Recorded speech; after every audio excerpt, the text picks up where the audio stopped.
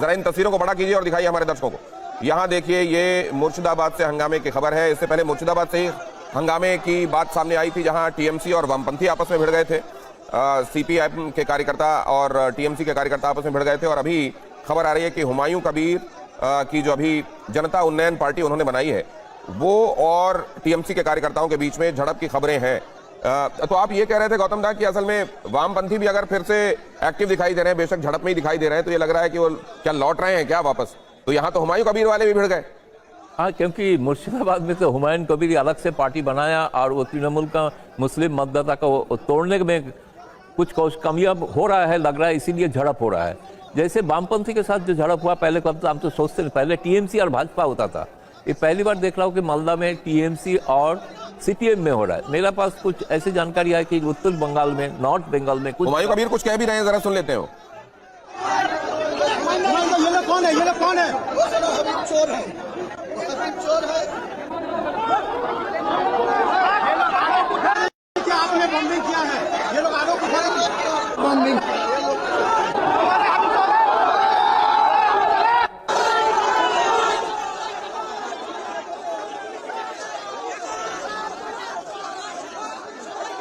तो ये अभी हुमायूं कबीर ने क्या कहा है, क्या उससे कोई महत्वपूर्ण बात उस दौरान उन्होंने कही, हम आपके लिए एक बार फिर से इसको रिवाइंड करके आपके लिए प्ले करेंगे। लेकिन आप यहाँ देख रहे हैं निश्चित रूप से मुर्शिदाबाद में बूथ नंबर 55 पर ये जो हंगामा हुआ, हुमायूं कबीर की मौजूदगी भी वहां पर है। हुमायूं कबीर के होने की वजह से, हुमायूं कबीर के पहुंचने की वजह से ही क्या ये मामला इस तरीके से एग्रेसिव हो गया, या पहले से लोग चार्ज अप थे और हुमायूं कबीर के पहुंचने के बाद वो और ज्यादा एग्रेसिव हो गए? ये एक महत्वपूर्ण बात है। लेकिन क्या हुमायूं कबीर को लोगों से वहां शांति की अपील करते हुए सुना गया या नहीं, ये भी हम आपको बताएंगे। लेकिन गौतम दा ये कह रहे थे कि इस बार ये लग रहा है कि एसआईआर के, ये एसआईआर का साइड इफेक्ट आप देख रहे हैं, ये एसआईआर का एक इफेक्ट है कि वो पार्टियां जो समझी गई कि अब फ्रिंज में भी नहीं है, वो वापस लौटती दिखाई दे रही हैं आपको, या एंटी इनकम्बेंसी की वजह से ये दिखाई दे रहा है? एंटी इनकम्बेंसी मेन फैक्टर है। कारण ये है कि लगता है अगर शायद ममता बनर्जी का 15 साल के बाद ये अंतिम चुनाव हो सकता है, ये सीपीएम कांग्रेस दोनों का भावना में है कि अगला जो बंगाल होगा वो बंगाल में इन लोगों का चांसेस बन सकता है। इसीलिए अभी जो वोट, इन लोगों का वोट जो चला गया था भाजपा में, इनको कैसे वापस लाया जाए, इनका एक कोशिश इस बार दिखाई दे रहा है। उत्तरी बंगाल में कुछ जगह पे शायद सीपीएम को वोट कुछ वापस आ सकते हैं। और मालदा में खुद एक जमाने में यहाँ पे सीपीएम बहुत ही स्ट्रांग थे कांग्रेस के अलावा, लेकिन बाद में तृणमूल इसको पूरा कब्जा कर लिया था। लेकिन इस बार जो वोट जो काटा है, जो एक मतदाता, मुस्लिम मतदाता क्लियरली एसआईआर के खिलाफ वो कमेंट कर रहे थे, लग रहा है एसआईआर भी एक तरह से ध्रुवीकरण इस एरिया में किया है।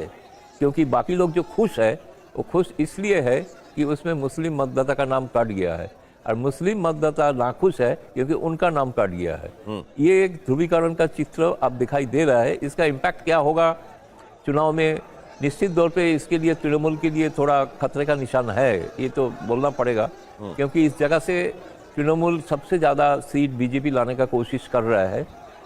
इस जगह पे अगर वो ज़्यादा सीट 70, जो इसको करीब 50-60 तक सीट मिला था पिछले चुनाव में, ये अगर 70-80 तक ले जाएंगे तो शायद बीजेपी को 100 का आंकड़ा पार करना सुविधा होगा, बंगाल में हो सकता, संभावना दिखाई दे रहा है।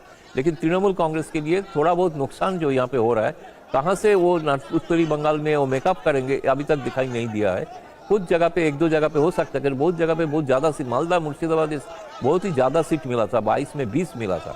ये 22 में 20 इस बार मिलना निश्चित तौर पर डिफिकल्ट है, क्योंकि हुमायूं कबीर जैसे तोड़ने का कोशिश कर रहा है ममता का वोट बैंक, जिसके कारण ही जो झड़प हो रहा है।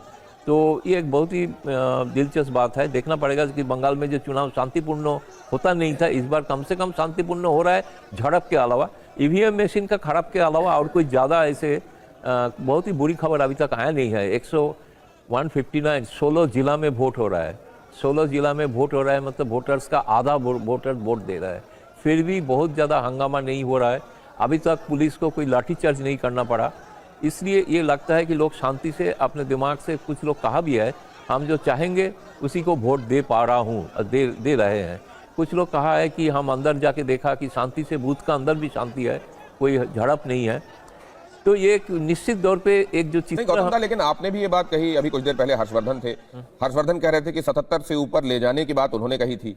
आप भी कह रहे हैं कि अगर ऐसा होता है और ये जो फर्स्ट फेज है इसको अगर भारतीय जनता पार्टी का प्रदर्शन अच्छा रहता है तो 100 के पार जाने में उनको, 100 के आसपास जाने में उनको सुविधा रहेगी, उनके लिए मतलब ईजी हो जाएगा।